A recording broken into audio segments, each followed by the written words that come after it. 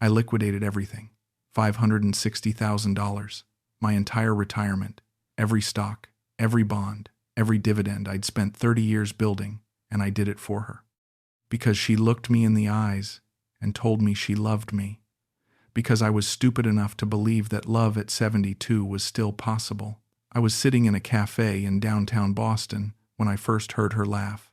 Not in person, through a phone screen. It was March, and the wind outside was cutting through the streets like it wanted to remind me I was alive, but barely.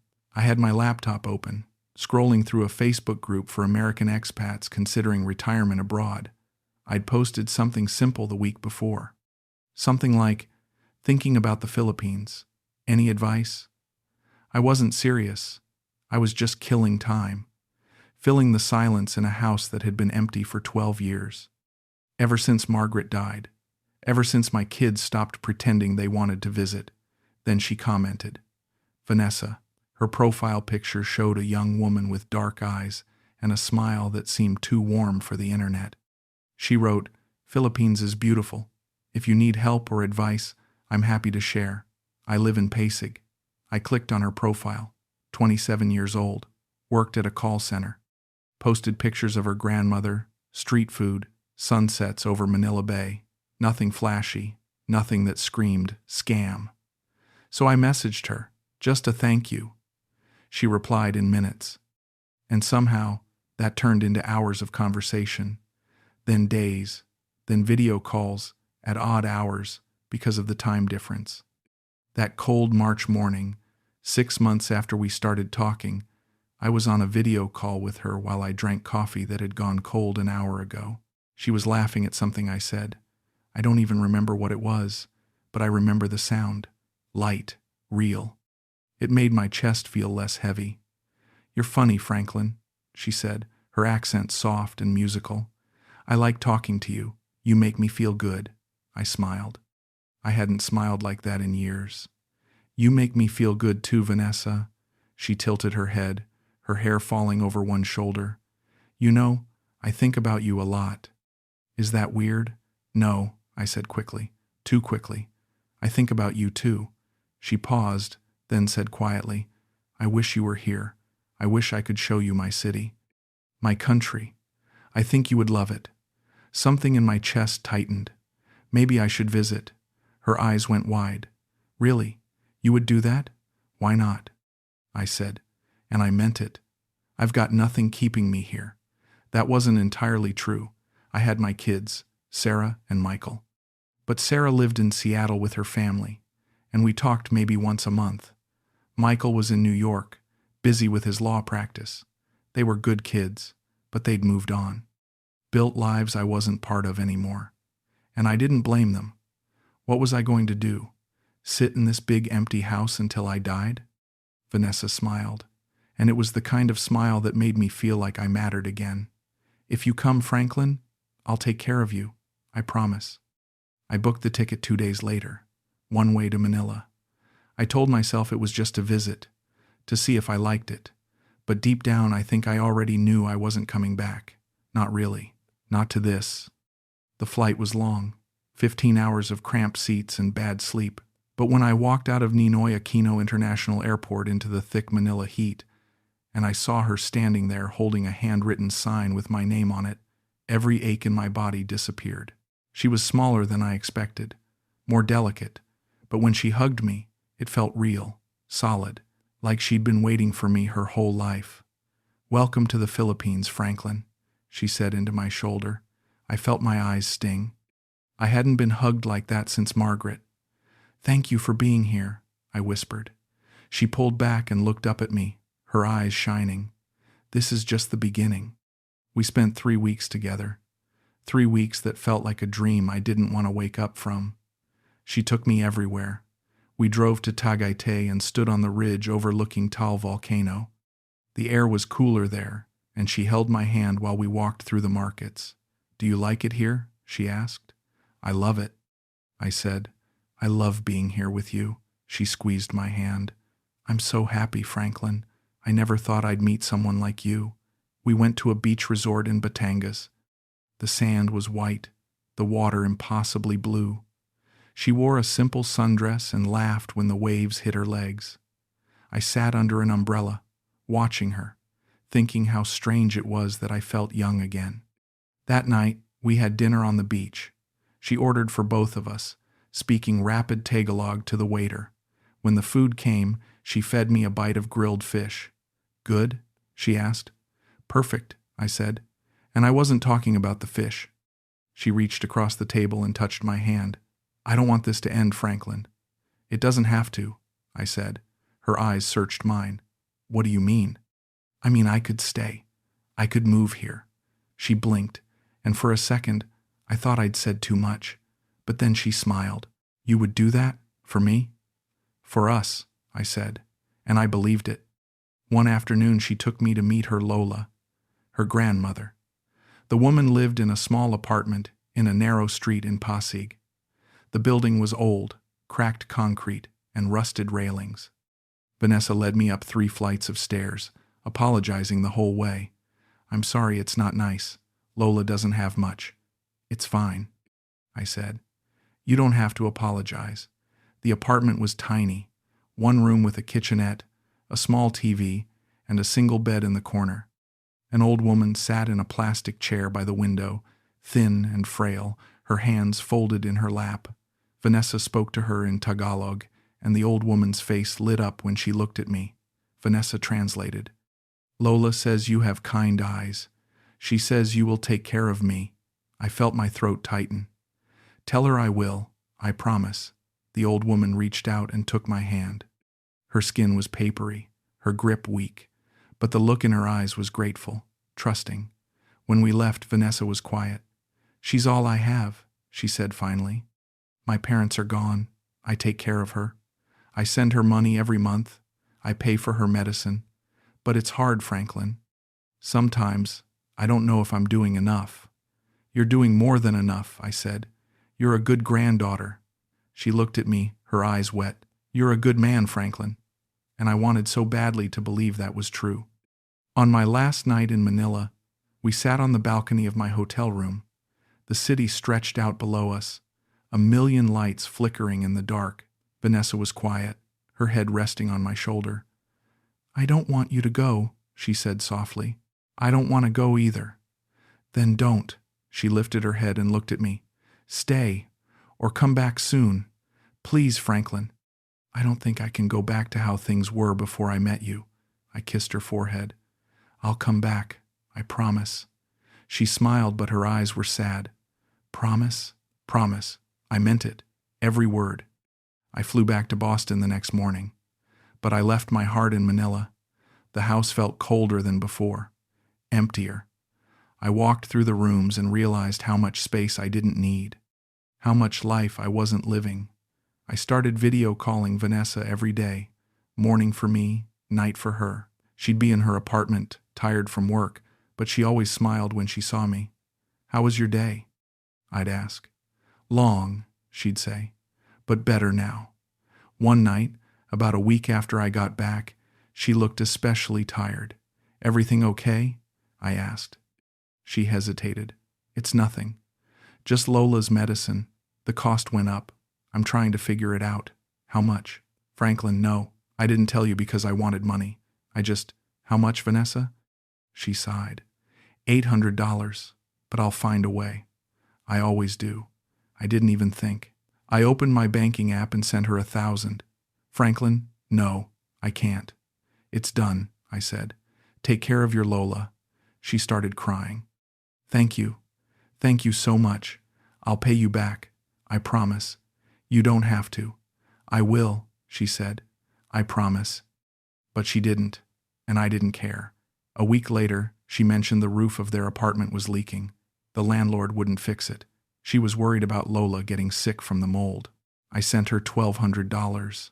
She cried again, thanked me again, promised to pay me back again. I told her not to worry about it. It felt good to help. It felt like love. It felt like I mattered. 2 months later, I made a decision. I was sitting at my kitchen table, staring at my laptop, when I called Sarah, my daughter. "Dad?" she answered, sounding surprised. We didn't talk often. "Hey, sweetheart, is everything okay?" Everything's fine. I just wanted to tell you something, okay? I took a breath. I'm moving to the Philippines. Silence. Then, what? I'm retiring. Moving to Manila. I've met someone, Sarah. Her name is Vanessa. She makes me happy. Dad, are you serious? I am. You barely know her. I know her enough. Dad, this is insane. You're 72 years old.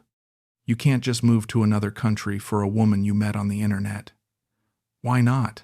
I shot back. What am I staying here for? Your family. You live in Seattle. Michael's in New York. When was the last time either of you came to visit? She went quiet. Then, that's not fair. Maybe not, but it's true. Dad, please, just think about this. What if she's using you? She's not.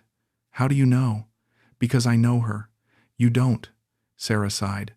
I can't talk you out of this, can I? No. Fine. But don't say I didn't warn you. She hung up. I called Michael next. He was even worse. He didn't argue. He just went silent, then said, "Do what you want, Dad," and hung up. I told myself they'd understand eventually, that they'd see how happy I was. But deep down, I knew I'd already chosen. I'd chosen Vanessa. I booked a one-way ticket to Manila.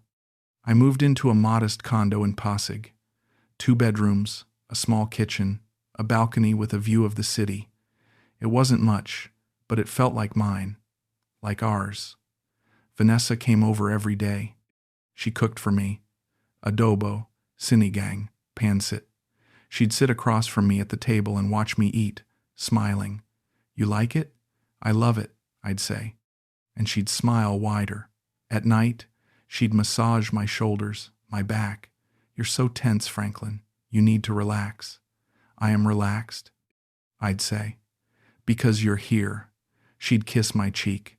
"I'm not going anywhere." For the first few months, it felt perfect. We went to the mall, walked along Ortigas, ate at little restaurants she loved. She held my hand in public, and I felt proud. Proud to be with her. Proud that she chose me. But then things started to shift. Small things at first. She mentioned wanting to start an online clothing business. "Just something small," she said. "I could sell to my friends, make a little extra money, maybe help Lola more." "How much would you need to start?" I asked. She hesitated. "Maybe $5,000, but I can save up. I don't expect you to. I'll give it to you." Her eyes went wide. "Franklin, no. That's too much." "It's not. I want to help." She hugged me tight. "Thank you. I'll pay you back. I swear." But she didn't. A few weeks later, she said her cousin needed help with school tuition. $1,800. I sent it. Then her phone broke. She needed a new one. $900 for an iPhone. I bought it. Every time, she thanked me, kissed me, told me she'd pay me back. But she never did, and I stopped expecting her to. I told myself it didn't matter, that this was what love looked like, taking care of each other. But the truth was, I was taking care of her, and she was letting me. My portfolio sat in my investment account back in the US, $560,000, stocks, bonds, dividend funds. I'd built it over 30 years, careful, disciplined. I checked it less and less. Vanessa's smile felt more important than numbers on a screen. 6 months into living in Manila, Vanessa introduced me to Carlo. "He's a business partner," she said. "He does real estate investments. I think you'd like him." We met at a restaurant in Makati. Carlo was in his 40s, sharp suit, confident smile. He shook my hand firmly. "Franklin, good to meet you. Vanessa's told me a lot about you. Good things, I hope," I said. He laughed. "Only good things." We sat down, ordered drinks. Carlo leaned forward, his voice smooth. "Vanessa tells me you're smart with money. I wanted to run something by you. An opportunity. I'm listening. I'm developing a property in Cebu. Mixed use, residential and commercial. Guaranteed 15% return in 18 months. We're looking for partners. $50,000 gets you in." I felt my gut tighten. 50,000? "I know it sounds like a lot," Vanessa said quickly. But Carlo's done this before. This is real, Franklin. This could set us up. Carlo nodded. It's a solid investment. I've got all the paperwork. Legal. Transparent. I didn't answer right away. That night, back at the condo, I called my broker in Boston. $50,000 for 15% return in 18 months, he said. Franklin, that's a scam. You don't know that. Yes, I do. I've seen this 100 times. Don't do it. But when I hung up, Vanessa was sitting on the couch, staring at me. You don't trust me, do you? She said quietly. It's not that. Then what is it? It's just a lot of money, Vanessa. Her eyes filled with tears. I thought you believed in us. I thought you wanted a future with me. I do. Then why won't you trust me? She stood up and walked to the door. I need to go. Vanessa, wait. But she left, and she didn't answer my calls for 2 days. I felt like I was losing my mind. Finally, she texted, I'm sorry. I just thought we were building something together. I guess I was wrong. I couldn't stand it. I logged into my investment account and liquidated $50,000. Wired it to Carlo's account. When I told Vanessa, she cried and hugged me. Thank you, Franklin. You won't regret this. 3 weeks later, Carlo stopped answering calls. Vanessa said she couldn't reach him either. I don't understand, she said, her voice shaking. He promised. He showed me everything. I wanted to be angry, but she looked so devastated, so betrayed. It's okay, I said. We'll get through this. She cried into my chest. I'm so sorry, Franklin. I trusted him, and I believed her. I wanted to believe her. Months passed. My portfolio was down to $510,000. Vanessa and I fell into a routine again, but something had changed. She was less affectionate, more distant.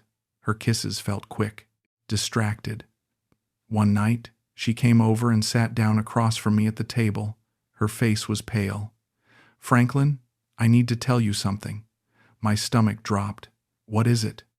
Lola's sick, really sick. She needs surgery. What kind of surgery? Her heart. The doctor said if she doesn't get it soon, she could die. Jesus. Okay. What do they need? $18,000. Up front. The hospital won't do it without payment. I felt the air leave my lungs. 18,000? I know it's a lot. I've been trying to figure it out. I've asked everyone I know, but I don't have it, Franklin. And I don't know what to do. I checked my savings. 12,000 in cash. Not enough.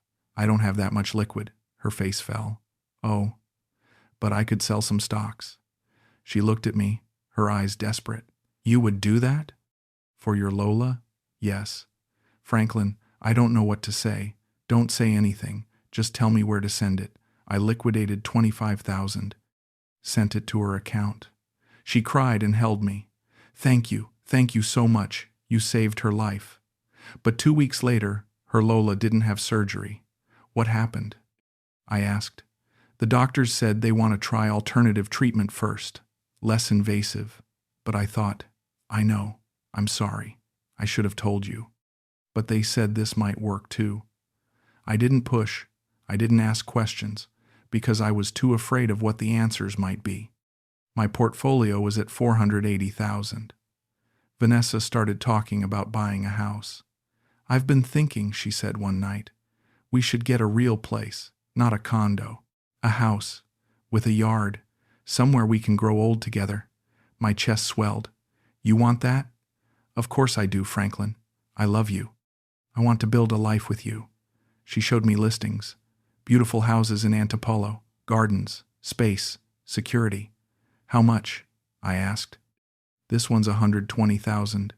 This one's $180,000. I felt my heart sink. That's a lot. She nodded. I know, but think about it. If we buy it outright, we don't have rent. We could even buy a second property and rent it out. Live off the income. Be secure. I don't know, Vanessa. Why not? Because that's almost everything I have. She was quiet for a long time. Then she said, I thought we were partners, Franklin. I thought we were building something together. We are. Then why are you holding back? I'm not. You are. You're treating this like it's your money. But we're supposed to be a team. She stood up. Maybe I was wrong. Maybe you don't see a future with me. Vanessa, that's not fair. Isn't it? She left. And this time, she didn't come back for 3 days. When she finally answered my calls, her voice was cold, distant. I just need to know, Franklin. Are you in this or not? I'm in this. Then prove it. I called my broker. He begged me not to do it. Franklin, if you do this, you'll have nothing. Nothing. But Vanessa was sitting next to me, holding my hand, whispering, I love you. I just want us to be safe. I liquidated everything, $485,000. Wired it to a joint account Vanessa set up. She kissed me when it was done. Thank you, Franklin. You won't regret this. I promise. I felt powerful, like I'd finally done something right. 2 weeks later, she told me the house deal fell through. The seller backed out. I'm so sorry. What about the money? It's tied up in another opportunity. I'll explain later, but it's safe. I promise. But she stopped staying over. Her calls got shorter. And when I tried to log into the joint account, I couldn't access it without her approval. One morning, I woke up to 12 missed calls. None from Vanessa. I called her. No answer. I called again. Nothing. I got dressed and went to her apartment. My hands were shaking as I knocked on the door. Her Lola answered. She looked confused when she saw me. I tried to ask where Vanessa was, but Lola didn't speak English. I used my phone to translate. Where is Vanessa? Lola's face changed. She said something in Tagalog. My phone translated. She moved out last week. She didn't say where. The world tilted. I went back to my condo and opened my laptop. Logged into the joint account. Balance, 0. I tried calling the bank. They said legally she had access. It wasn't fraud. I contacted the Philippine authorities. They said it was a civil matter. I sat on my couch and stared at my phone. I thought about texting her, begging her to explain, but I didn't, because I finally understood. She never loved me. She saw a lonely old man with money, and she was patient enough to take it all. I'm sitting in a cheap hotel room in Manila right now. My visa expires in 2 weeks. I have $3,400 in cash. That's it. That's everything. I can't afford to stay here. But I can't face going back to Boston either. I tried calling Sarah. She didn't pick up. Michael didn't either. My broker sent me an email yesterday. It just said, I'm sorry, Franklin. There's nothing left. I keep replaying everything. The first video call, the airport hug, her Lola's apartment, every tear, every kiss, every promise. And I realize now, I wanted to be needed so badly that I ignored every warning, every red flag, every voice that told me to stop. I booked a flight back to Boston, not because I'm ready, but because there's nowhere else to go. On the plane, I'm going to write a letter to Sarah, not to send, just to write. I'm going to apologize. I'm going to admit I was wrong, and I'm going to ask a question I don't have an answer to. How do you rebuild a life when you've burned it all down? I'm back in Boston now. I moved into a small studio apartment in Dorchester. It's all I can afford. 1 room, a hot plate, a bathroom with a shower that barely works. My kids agreed to see me. It took 3 months of calls and apologies. We met at a diner near Sarah's old neighborhood. She brought her husband. Michael came alone. Sarah cried the moment she saw me. Dad! Hi, sweetheart. We sat down. No one knew what to say. Finally, Michael spoke. Are you okay? No, I said. But I'm here. Sarah wiped her eyes. Why didn't you listen to us? Because I didn't want to. Dad, we tried to tell you. I know. Michael leaned forward. What are you going to do now? I don't know. I got a part-time job at a bookstore. It's not much, but it's something. Sarah reached across the table and took my hand. We'll help you, okay? We'll figure this out. I shook my head. You don't have to. We want to, she said. You're our dad. I felt my throat close up. I'm sorry for everything, for shutting you out, for being so stupid. You weren't stupid, Sarah said. You were lonely. And that was the truth. I was lonely. and I wanted to believe someone could love me again. So I gave her everything, and she took it. I started seeing a therapist, not to fix myself, but to understand what happened. She asked me why I ignored the red flags. I told her the truth, because I wanted it to be real. Because I was tired of being alone. Because at 72, I thought this was my last chance. She nodded. And now I know better. Do you? I thought about it. I think so. What did you learn, Franklin? I paused. That some people come into your life not to save you, but to show you what you're willing to lose. She smiled. That's a good lesson. It's an expensive one. I don't date anymore. I don't talk about the Philippines. I don't even look at my old photos. But sometimes, late at night, I think about Vanessa. Not with anger. Not even with sadness. Just with this quiet realization that she was never real. She was a character I invented because I needed someone to love, and she played the part perfectly, until she didn't. I walk every morning now, through the common, past the frog pond, down Newbury Street. I watch people, couples holding hands, families laughing, old men sitting alone on benches. And I wonder how many of them are like me, how many of them are just trying to fill the silence. I don't have an answer, but I'm still here, still walking, still trying to figure out how to live with the choices I made. Maybe that's enough. Maybe that's all anyone can do.